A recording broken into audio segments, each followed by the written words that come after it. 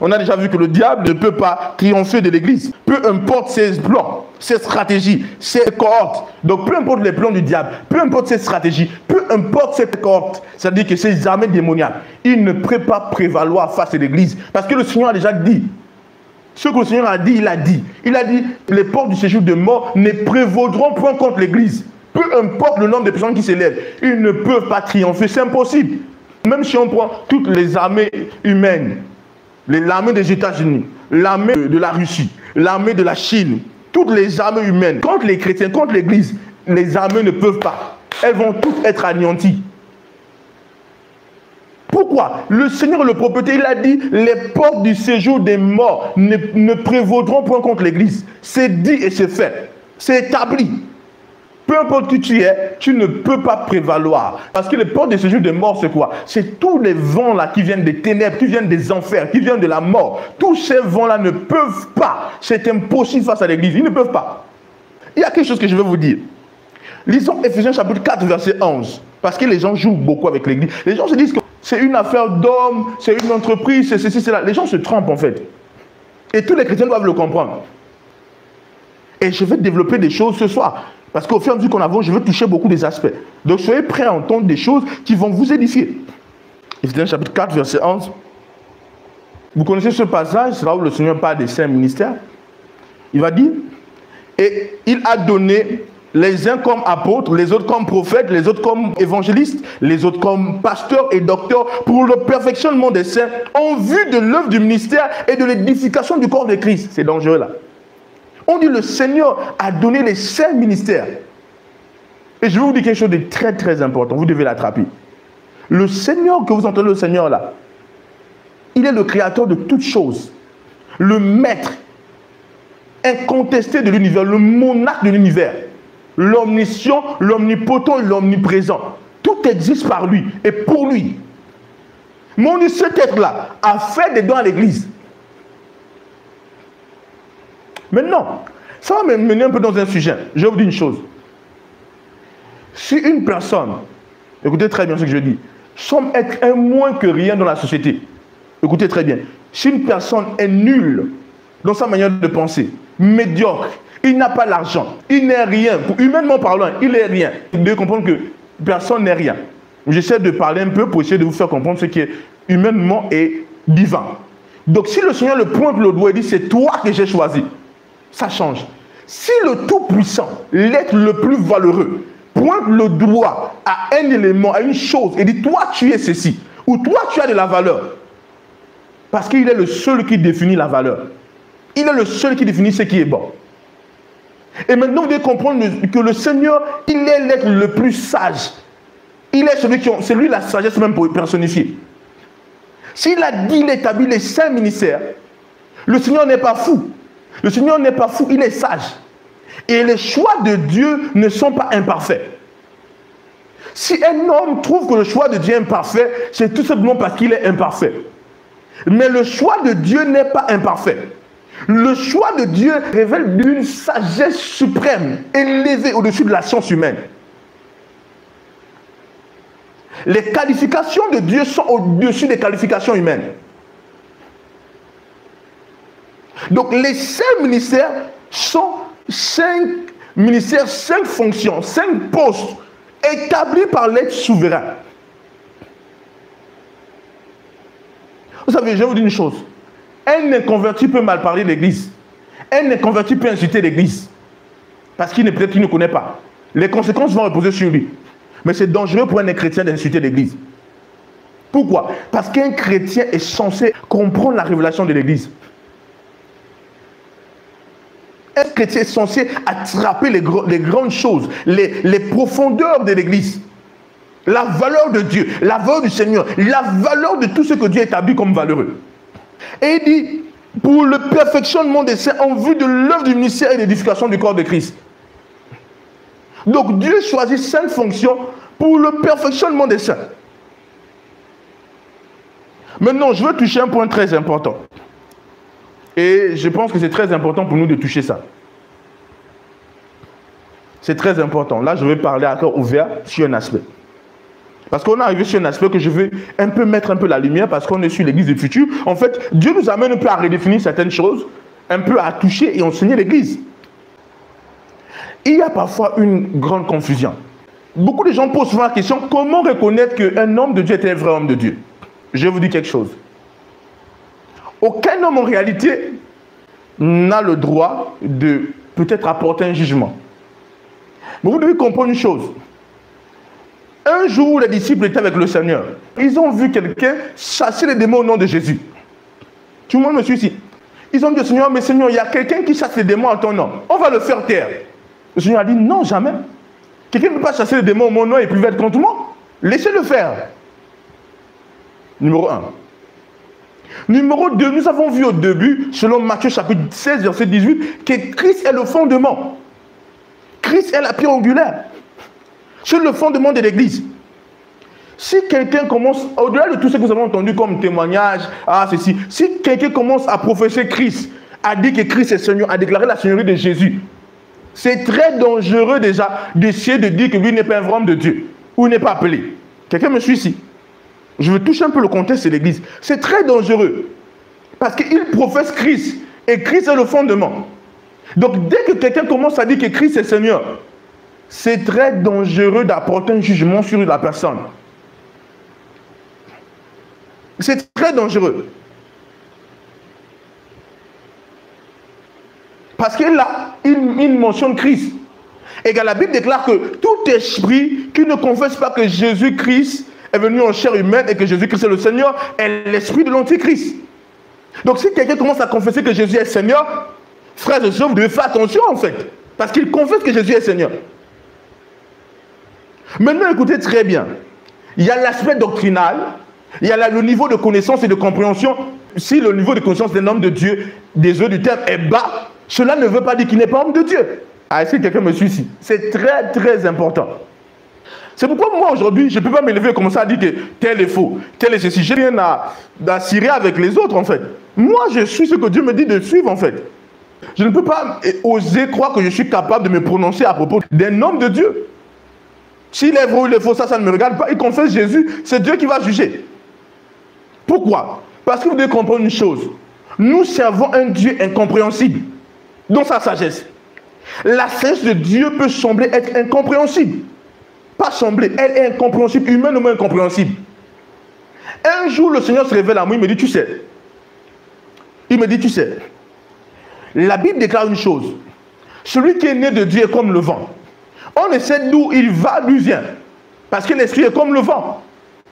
Et celui qui est né de Dieu, de l'esprit est comme le vent aussi. Vous devez comprendre une chose. L'esprit de Dieu est comme le vent. Les mouvements de l'esprit de Dieu sont comme le vent. Le seul moyen pour toi d'être en accord avec le Saint-Esprit, c'est d'être conduit par le vent, le mouvement. On ne sait pas de comprendre Dieu parce que Dieu est illimité. Il faut juste se laisser être conduit par lui. Et je vais encore oser dire une chose. Le niveau de richesse d'un homme qui prétend être un homme de Dieu ou qui est un homme de Dieu, le niveau de richesse, le niveau de pauvreté ne justifie pas que quelqu'un est un homme de Dieu ou il n'est pas.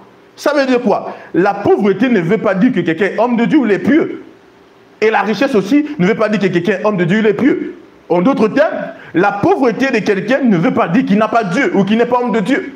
Nous avons vu dans la Bible des prophètes, notamment le prophète Jean-Baptiste. Nous avons vu Jean-Baptiste était un prophète authentique. Il était dans le désert. Il était habillé en peau de bête. Il mangeait des sauterelles. Il mangeait du miel. Donc, nous avons quelqu'un qui, humainement parlant, il ne possède rien. Mais il est véritablement un homme de Dieu. Et nous pouvons avoir quelqu'un qui possède largement. Et c'est un homme de Dieu. Quelqu'un essaie de comprendre. Donc, c'est très complexe. Le seul juge et le seul juste, le juge de l'église, c'est le Seigneur. Et je vais vous choquer. Vous savez, je vais ouvrir cette brèche. J'ai souvent eu des gens qui viennent dire que non, homme de Dieu, désolé du terme, je vais ouvrir. C'est ce que je vais dire. Je vais dire certaines choses et je veux essayer de toucher des points. Mais j'aimerais que vous puissiez comprendre. Vous savez, par exemple, là où je suis là, prophète Élisée Amos, il n'y a que des personnes établies comme père spirituel sur ma vie qui peuvent me donner des voies, des directives. Tout le monde me suit ici? Je dis pourquoi. Parce que certaines personnes vont voir des prophètes qui, en réalité, ne passent pas assez de temps à enseigner. Ils vont voir des prophètes qui passent le temps à prophétiser. Ils vont voir des prophètes qui passent le temps à prier pour des malades, à délivrer des gens. Et quelqu'un va dire, non, lui là, il n'enseigne pas. Ce n'est pas un vrai prophète. Ce n'est pas un vrai homme de Dieu. Oh, lui là, il ne prie que pour les malades. Ce n'est pas un vrai homme de Dieu. Non, frères et sœurs. Et là, je vais parler de la diversité de l'Église. C'est pourquoi le Seigneur est le maître stratège de l'Église. Il est le maître stratège. Et quand on parle de l'Église, vous savez que l'Église est le corps de Christ. Nous avons plusieurs membres dans le corps de Christ. Et tous les membres n'ont pas la même fonction. Il y a certains endroits où Dieu a besoin de se manifester comme étant le Dieu omniscient. Et c'est ce que le peuple a besoin. L'homme de Dieu peut juste dire que je suis Seigneur. Il peut donner des cours d'enseignement. Il passe le temps, par exemple, à démontrer l'omniscience de Dieu. Dieu sait pourquoi il l'a envoyé. Écoutez-moi bien, je vais vous dire une chose. Dieu a envoyé des prophètes dans la Bible. Dans l'histoire, Dieu a envoyé des hommes de Dieu dans l'histoire de la Bible qui ne faisaient que se battre. Nous avons l'histoire de Samson. Samson était un homme de Dieu, mais sa mission c'était se battre. On n'a pas vu Samson aller crier, appeler sur le chemin de Christ, parler. Non. Samson était un homme de Dieu qui est venu pour se battre. Aïe, aïe.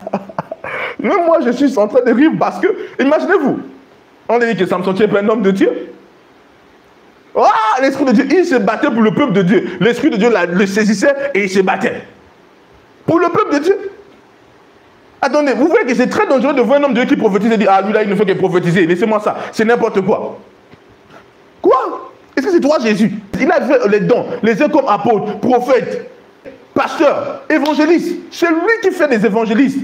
Celui qui fait des typologies de prophètes. Celui qui fait des typologies de docteurs. Celui qui fait des typologies des apôtres, des pasteurs.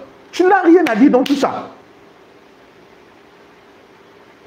Parce que vous savez, il y a un vent là que le diable essaie d'envoyer dans le corps de Christ qui veut rendre les gens impolis. Avoir comme un mépris pour Dieu, pour les choses de Dieu. Ils pensent qu'ils peuvent se prononcer un peu partout en fait. Non! Il faut faire très attention. Quelqu'un peut être seulement dans les délivrances. Par exemple, il y a des gens dans des villages là-bas. Eux, ils ont un problème avec les sorciers. Tout le temps, c'est la barrière avec les sorciers. Le feu, ils ont besoin de délivrance. Tu vas parler de Jésus, tu vas les parler de la théologie, ils n'ont pas besoin de ça. Moi, quand je vais au village à Gangou là-bas, en fait, je ne parle pas du nom de Jésus. J'ai dit, voici l'autorité du nom de Jésus.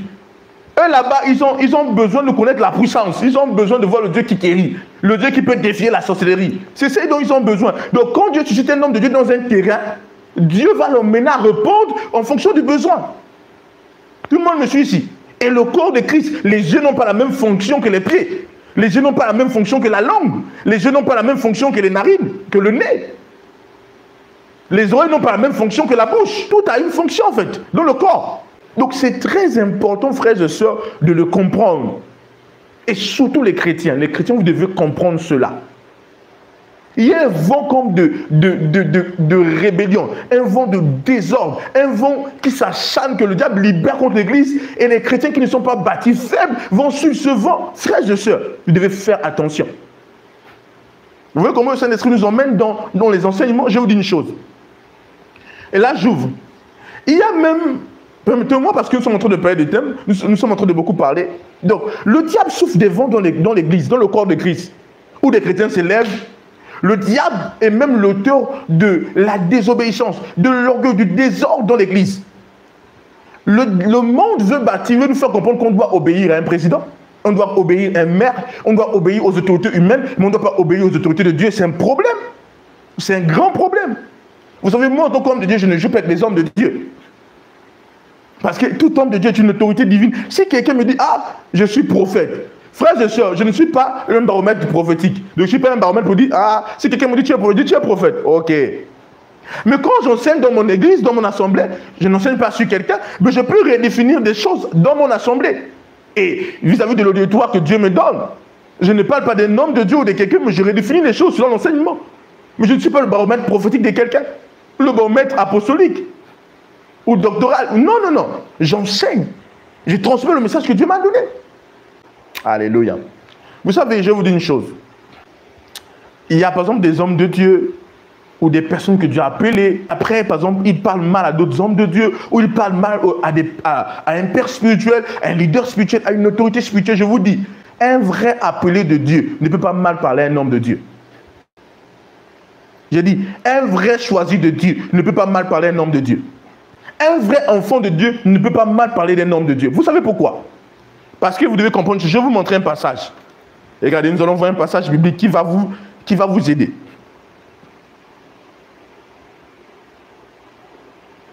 Nous allons aller dans le livre de Romains. Romains chapitre 11, verset 29. Il dit, car Dieu ne se repent pas de ses dons et de son appel. Il dit quoi? Car Dieu ne se repent pas de ses dons et de son appel. En d'autres termes, les dons et les appels sont sans repentance, sont sans repentir. Ça veut dire quoi? Dieu ne se repent pas de son don. Dieu ne se repent pas de son appel. Jamais. Et vous savez, je vous dis une chose. Parfois, il y a des gens qui disent, oh, l'homme de Dieu a Dieu l'a abandonné. Peu importe ce qu'un homme de Dieu peut faire. D'abord, vous devez comprendre.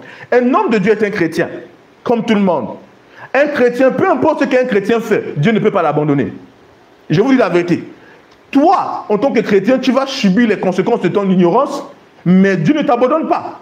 Et tu fais une erreur, Dieu est prêt à te pardonner. C'est la même chose pour un homme de Dieu. Un homme de Dieu peut faire des erreurs. Un homme de Dieu ou un pasteur, un prédicateur, il peut faire des erreurs. Mais Dieu n'abandonne jamais un homme de Dieu. Jamais. Un homme de Dieu peut se détourner de la face de Dieu. Dieu n'abandonne jamais un homme de Dieu. Et je vais vous dire, Dieu ne se repent jamais de son appel. Pourquoi? L'appel de Dieu n'est pas l'appel d'un homme. Dieu n'est pas fou. Dieu est tellement sage que lorsqu'il choisit, lorsqu'il appelle, c'est dangereux. Lorsqu'il appelle, c'est lui qui décide de qualifier une chose. Et personne n'est mieux placé pour disqualifier quelqu'un que Dieu a appelé ou que Dieu a choisi. Écoutez, un vrai chrétien ou un vrai serviteur de Dieu se comporte comme David. Saül a voulu tuer David fatigué. Mais David n'a jamais levé la main sur loin de Dieu. Frères et sœurs, c'est pourquoi je dis, ceux qui sont appelés par Dieu, les vrais chrétiens sont animés par l'esprit de révérence de l'Éternel, l'esprit de crainte de l'Éternel, l'esprit d'humilité. Regardez David, il savait que Saül faisait des erreurs. Alors je ne dis pas ça ici là pour que les chrétiens qui sont un peu qu'un état d'esprit rebelle ou orgueilleux vont voir leur homme de Dieu dire qu'il est en train de faire les erreurs. Parce qu'il y a des gens qui interprètent mal les enseignements. Alléluia. Dis gloire à Dieu. Voilà. Donc vous voyez que Saül a fait quelque chose qui est contraire à l'œuvre à Dieu.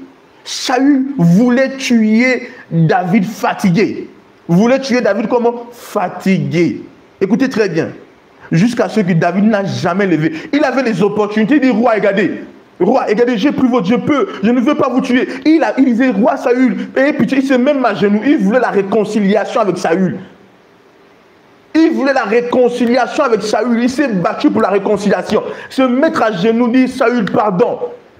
Écoutez, David avait l'esprit de Dieu. Et il savait, oh, la riche, tamal, tarim, l'équive, les douches. Hey! Il savait que les dons et les appels sont sans repentir. Dieu ne se repent pas de ses dons et de ses appels. Il savait que Dieu avait appelé Saül. Saül, il avait peur de l'appel de Dieu. Il avait peur du doigt de Dieu sur Saül. Il avait peur. Il avait peur, frères et sœurs.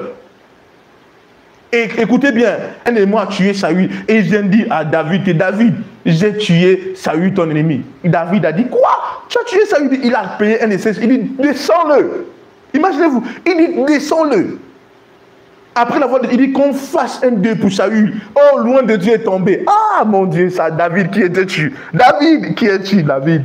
David, oh, qui es-tu? Qui es-tu, David? Oh, David, David. Et je comprends pourquoi la Bible déclare que David était l'homme sur le cœur de Dieu. David dit que l'homme de Dieu est tombé, il dit qu'il est le fils de Sion. Alarmez-vous, loin de Dieu est tombé.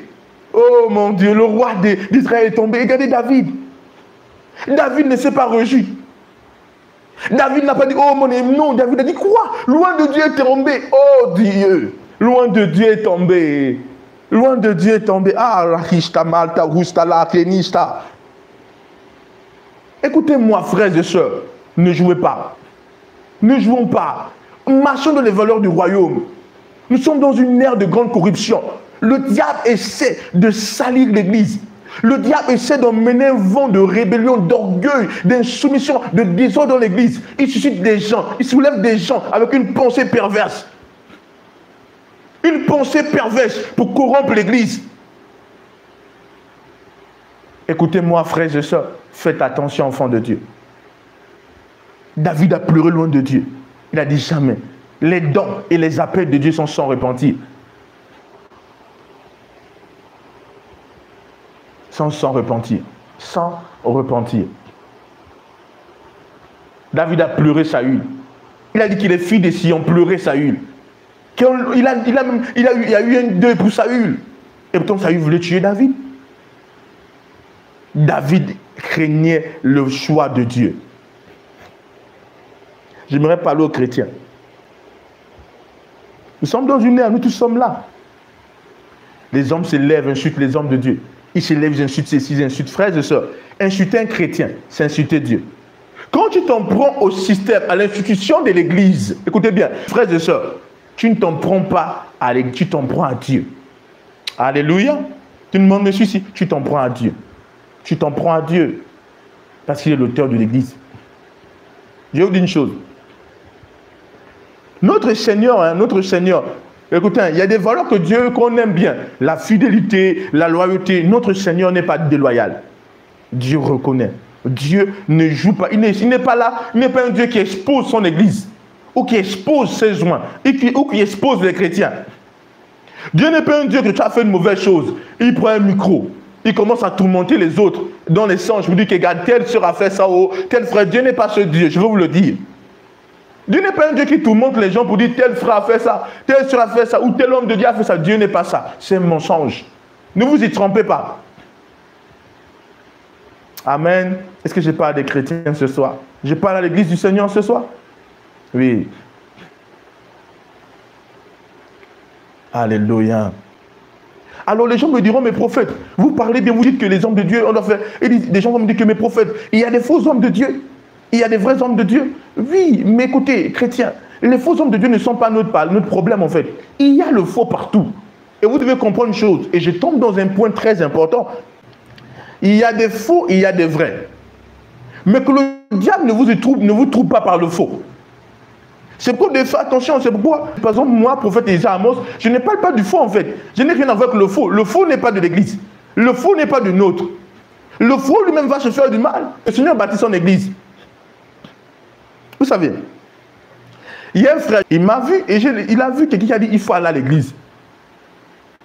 Comment ça peut se faire que le frère me voit? En fait, peut-être c'est moi qui l'ai eu à voir. Dieu peut utiliser mon esprit, mais ça peut être une autre personne qui est venue. Tout le monde me suit ici. Il y a une sœur là qui a été guérie au programme des fleuves de guérison. Elle ne venait plus après sa guérison. Les médecins ont été choqués. Écoutez bien, la sœur fait un songe. Elle fait un rêve où Jésus l'apparaît. La nuit, elle a vu un homme. L'homme l'a donné un mouchoir, il a dit va à l'église. Elle est venue au programme des fleuves de guérison.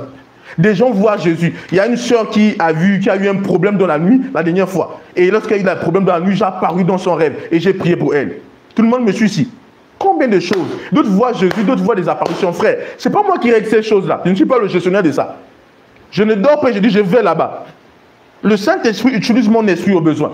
Je ne suis pas le chef de l'église. C'est lui le maître de l'église. Et celui qui fait son œuvre. Il fait son œuvre. Je suis son serviteur. Je suis son travail. Il m'a mandaté. Celui qui fait toutes les œuvres qu'on voit. Quand les gens dorment, ils me voient. Même si c'est mon esprit qui a de visiter la personne, ce n'est pas moi, avec mon désir. C'est vrai qu'il y a des niveaux spirituels où on peut influencer la reine par le spirituel, vers notre dimension de maturité spirituelle, mais dans ce cas, ce n'est pas moi. Il me voit, je dis, il faut venir à l'église, et ton problème va être réglé. Comment il peut me voir, je demande de venir à l'église? Le frère, il est là. Combien de gens voient le prophète ou voient Jésus qui les dit, il faut aller à l'église? La sœur, elle a vu Jésus. Non, c'est le Jésus, le maître de l'église. Je ne suis pas celui qui fait ces œuvres-là. Le Seigneur lui-même bâtit son église. Le Seigneur se rassure. Le Seigneur surveille. Le Seigneur veille. Celui qui fait tout le travail. Il fait tout le travail, c'est lui le maître. C'est pourquoi il y a des situations que parfois, je viens, je dis, maître, qu'est-ce que nous on fait? Maître, c'est quoi le prochain pas? Parce que le Seigneur est le maître. Parfois, les gens parlent du faux, le vrai, le faux. Je vous dis la vérité. Le faux existe. Le faux existe. Écoutez, je vous dis la vérité. Le faux existe. Mais le faux n'est pas une préoccupation. Le vrai existe. C'est quoi la stratégie du diable? Le diable veut créer une confusion. Qu'est-ce qu'il fait? C'est normal qu'il suscite des faux. Il envoie les faux. Il y a des faux hommes de Dieu, il y a des faux pasteurs, il y a des faux évangélistes, des faux prophètes, des faux docteurs. Il y a aussi des faux frères, des faux sœurs en Christ. Il y a du faux partout. La seule chose qui peut vous maintenir dans les vrais, c'est le vrai, c'est l'enseignement. L'enseignement de la parole de Dieu est le baromètre. L'enseignement de la parole de Dieu est le tamis, le filtre. Il y a toujours. Et vous devez absolument le comprendre. Vous devez absolument comprendre cela.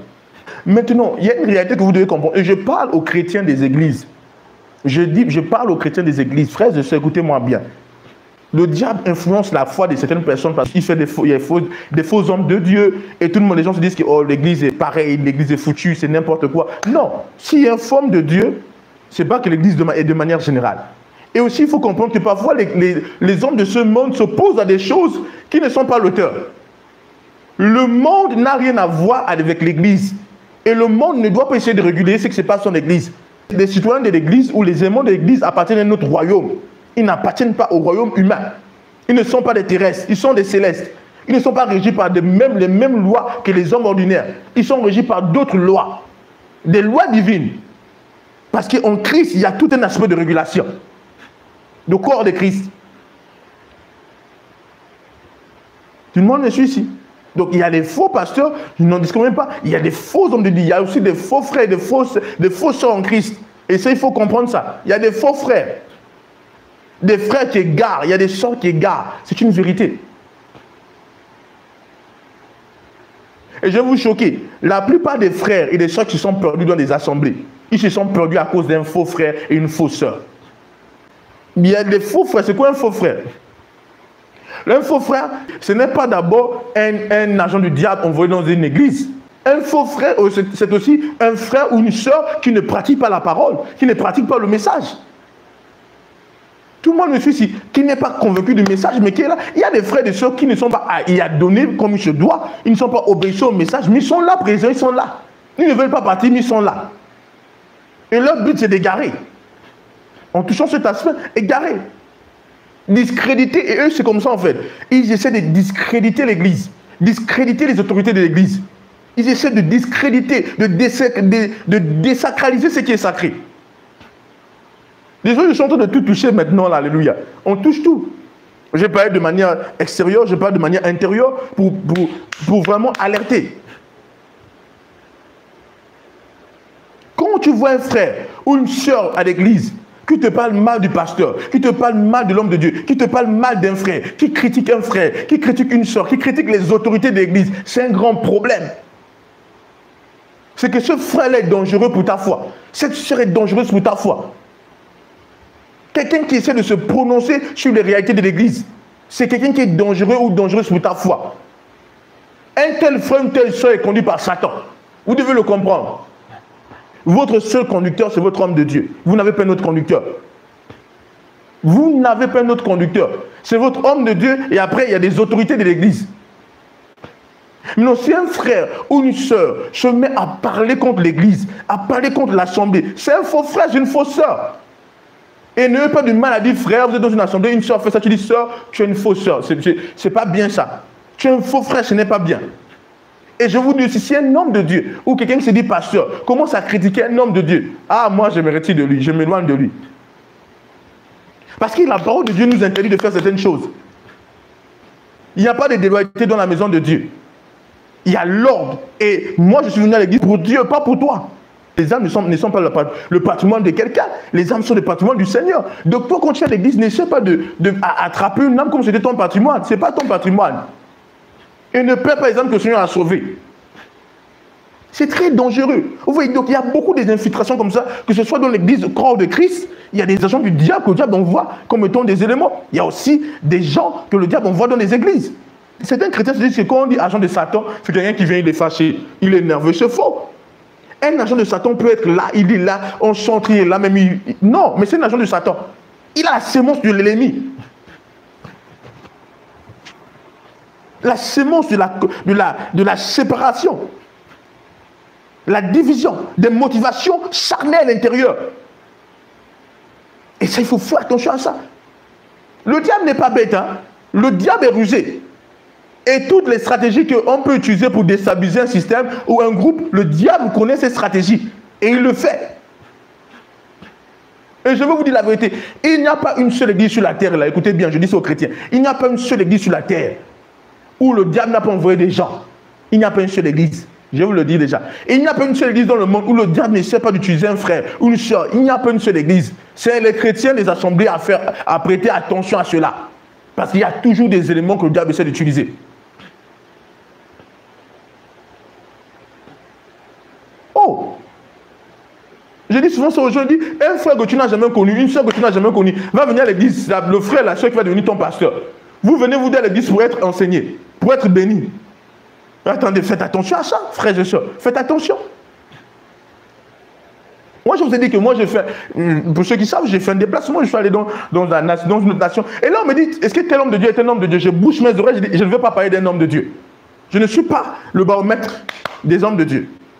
Vous voyez, en fait, j'aime pas quand un homme de Dieu, quelqu'un vient et dit, il est pas suivi par d'un autre pasteur à côté de moi. Non, je sais que lui là, si c'est pas un agent de Satan, c'est qu'il a la tarte de Satan en lui. Il est motivé par le diable. Vous devez faire attention. Parce que dans les églises, il y a des gens comme ça. S'il y a des hommes de Dieu ici, je bénis Dieu, il y a des hommes de Dieu, certainement qui le comprennent ou qui sont en train de le comprendre. Vous voyez ce que je suis en train de dire? Non. Par exemple, il y a ça à propos des hommes de Dieu, mais même dans les églises, il y a ça en fait. Vous devez faire attention à ça. Des gens qui veulent essayer d'attraper des âmes, essayer de contrôler, d'emmener les âmes à leur guise, qui vont essayer vous savez, les ennemis les plus dangereux, c'est ceux qui essaient de vous montrer qu'ils vous aiment. Je vous assure, le diable, quand il veut toucher quelqu'un, il vient en jour, il te montre qu'il est beau, il te montre qu'il est bien, il est le plus gentil, il t'aime. C'est un grand dangereux. Et quand certains chrétiens ne savent pas, ou certaines chrétiennes ne savent pas l'église, elles sont perdues, ou ils sont perdus, ces chrétiens sont perdus dans les églises parce qu'ils ne le comprennent pas. Ils ne le comprennent pas. Alléluia. Oui. Il y a des gens qui ont laissé des assemblées, des bonnes assemblées. Vous savez pourquoi ils ont laissé des assemblées? Pas parce qu'il est là-bas, pas parce que l'assemblée a un problème ou parce que ce n'était pas leur place. Parce qu'il y a des gens qui laissent des assemblées parce que l'assemblée c'était pour une saison. Maintenant ils sont dans une autre assemblée parce que Dieu les appelle là-bas. Ils ont laissé. Mais il y a des gens qui ont laissé des assemblées où Dieu les avait appelés, établis dans les assemblées là. Ils ont laissé des assemblées à cause des mauvaises personnes. Paul a dit attention chers méchants, à cause des personnes qui sont dans les églises et qui ont pour but de détruire la foi, qui veulent s'établir en autorité dans des vies des gens que Dieu ne les a pas établis en autorité. Ils veulent manipuler, ils veulent contrôler. Ils veulent avoir beaucoup de personnes sous eux, derrière leurs opinions. C'est très dangereux, frères et sœurs. Écoutez-moi, c'est très dangereux. Soyez conduits par l'Esprit de Dieu. C'est dangereux pour le diable parce que simplement il voit qu'on est en train de révéler ses stratégies. Parce que je me suis exprimé de manière extérieure et de manière intérieure. Vous voyez? Ne jamais voir quelqu'un, quand on dit que quelqu'un est un pasteur, un homme de Dieu, même si toi tu le vois qu'il n'est rien. Dès qu'on a dit c'est un homme de Dieu, c'est un pasteur, fais attention. Parce que le monde veut dire, ah, il est qui? C'est un homme comme toi, non? Non, c'est un homme, tu le respectes conformément à la parole de Dieu.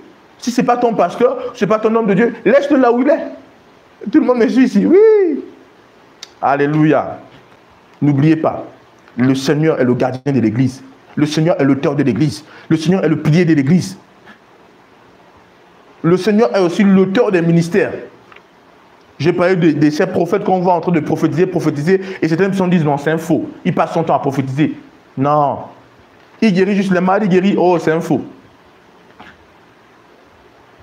Vous voyez? Il y a aussi, par exemple, certains prophètes, on va voir, il va te donner un mouchoir ou de l'eau, ou ceci, on va dire non, c'est un faux. Non, il ne faut pas juger en fonction de certaines choses. Tout le monde me suit ici. Il ne faut pas juger en fonction de certaines choses. Les points de contact sont une réalité dans la parole de Dieu. Maintenant, il y a des niveaux de révélation. Et ça, c'est un autre sujet. Il y a des niveaux de révélation, des niveaux de lumière, de connaissance. Dans le niveau de la connaissance, il y a des niveaux, il y a des levels dans la connaissance. Mais même quand un homme de Dieu n'a pas une connaissance élevée par rapport à d'autres, ça ne fait pas de lui un moins que rien. Ou ça ne fait pas de lui, ça ne veut pas dire qu'il n'est pas un homme de Dieu. Il est un homme de Dieu, mais avec un niveau de connaissance. Et même si un homme de Dieu a une connaissance, une plus grande lumière, il n'a pas le droit de mépriser cet homme de Dieu. Jamais. Alléluia.